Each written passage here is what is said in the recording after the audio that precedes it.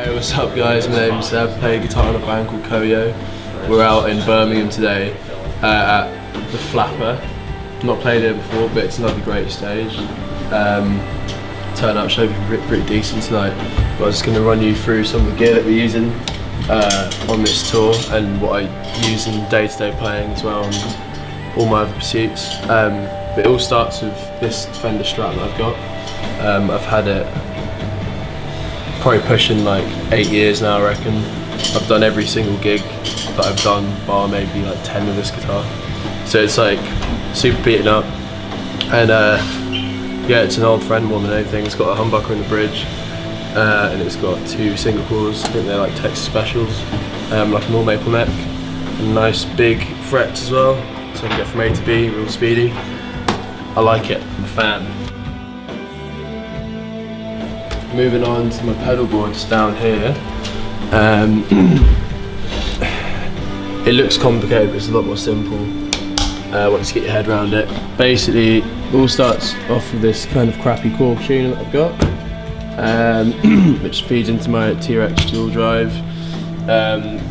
This is cool because it's got like an A section and a B section to it. The A I'll use for more like a crunchy kind of vibe, and the B I'll use for more like high gain, sort of more high gain riffs and like the heavier stuff. And then it goes into this Boss ME25 multi-effects pedal that I've got, which in this I don't use all the settings on it, but it's got a really cool freeze like drone function on it, which you can control with an expression pedal, so I can like do a pick scrape and then like drone it and it'll sound like white noise, or maybe I'll just like hold the chord and it'll just sustain forever. And there's a couple of delays in there which I like to use because it's digital, so it sounds a little bit more like crisp, and I get some really long delays and reverbs out of it.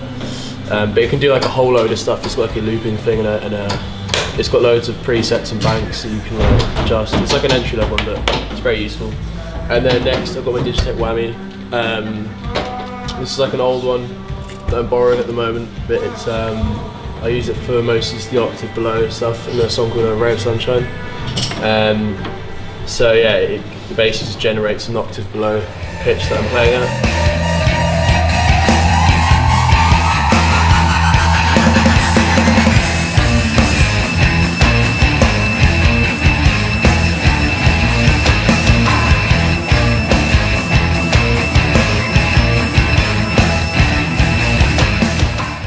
But it's also got a cool like 2 modes called Shallow and Deep, which spaces chorus. So I use it for that sometimes as well. And I've also got an electro-harmonic stereo pulsar tremolo pedal, which is really cool. It's really simple. It sort of generates 2 waveforms, either triangle or square, sawtooth and square rather. And it's got like a depth, a shape knob on it, so you can switch between different like shapes of waveforms and stuff, and it's got a rate. It's just really simple, no bullshit. And then last I've got a really simple like TC Electronic Echo Brain.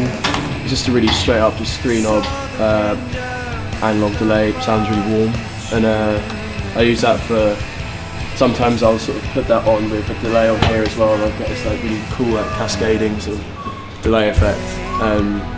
I'll use it in songs like Juiska, where we've got like really massive walls of delay and reverb, and yeah, it gets pretty cool. But it's really simple, it's really sturdy. The board I've got it on is it's just a pedal train. It's the common, but it's cool. It's the biggest one they do, but this is really bulletproof. It weighs a ton, but gets you from A to B.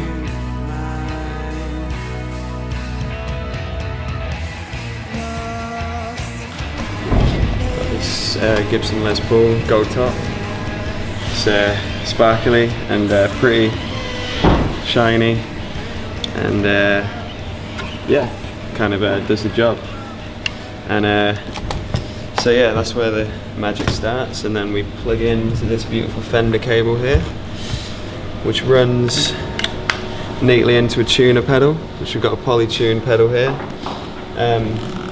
They're really cool. You can kind of like, if you really want to have it for a gig, if you're kind of struggling to tune up, you can just strum all the strings at once and like it'll tell you which one's out of tune. I never use it, but it's handy.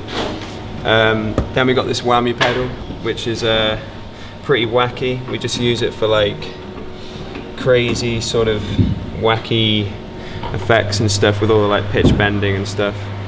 You can also get some really nice sort of like chorus effects. It's got this detuned section, you go shallow or deep. Shallow's got a kind of chorus thing, and then deep is very like, if you listen to Conan Moccasin or anything like that, it's like really sort of almost out of tune. It's just pushed the chorus a little bit too far. It's really cool though. John Schofield uses that kind of thing as well.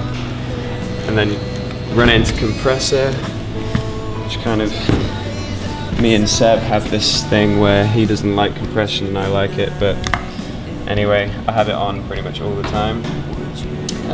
Just the Boss compression sustainer, really nice if you like that kind of thing.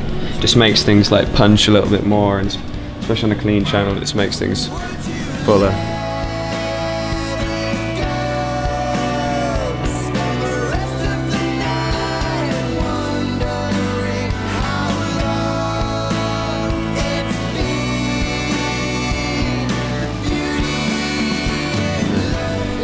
And then run that into the Holy Grail reverb, which is pretty cool. I also run reverb on my amp as well, which we'll get to, but this just kind of like, it's got your spring hall of flab. Flab's really cool. It's like flanger mixed with reverb, so it can sound pretty cool. Especially on distortion, you get some pretty like wacky effects with that. And then finally I run it into the El Capistan, like Strymon delay, which is awesome. It's like a tape delay, and you can, you know, bend the time and stuff and make it pretty mental. And yeah, there's so much you can do with that. You can get kind of slapback echo delay stuff as well, which we use on some of the new tunes. On the back here, I'm currently using a Fender 1830 Fender bass breaker, and this thing it's so ballsy, and it's kind of based off like the old school kind of Tweed vibes, but it's got loads of like low end rumble in it. It's got two 12AX7 preamp valves and 4 EL84s in it, so it's got like the classic Fender sound to it, but it's just, yeah, it's really ballsy. I've never heard a Fender amp quite as ballsy as this, and I've gigged it loads since I've got it, and it's not fucked up me yet, so I'm really happy with it. Yeah, it's got an A section and a B section, but the B section sort of based on like a brown face Tweed amp from the 50s, and the A section is like a bit cleaner. But I just use it in Koyo. I just use just the A section. And then that feeds into this PV6505 cab that I've got going on, and that just, yeah, it's you know, it just creates more spread with the delays and reverbs. Doesn't make anything louder as such, but it just kind of just moves more air, and it kind of just makes the, I don't know, makes all the delays and reverb just cut through a bit more. Last but not least, we run it into this Fender DeVille amp, which I'm running through this Black Star cab as well at the moment. Just really nice. You got the brightness from the Fender amp, just like cutting kind of cleans and distortions, which I love. Obviously it's all, you know, subjective, but for me that's the kind of thing I like. And then yeah, it's kind of like, you can, I use this pedal, I just use amp distortion for the whole show, but like sometimes I like, you got this more drive section which just kind of boosts it a little bit, and makes it a little bit more like sort of sustained and less crunchy, more like driven. So yeah, that's that. And yeah, just some nice spring reverb on the amp, which I just have like, you know, on for the whole gig, just to kind of make it wetter. So yeah, that's that. Thank you.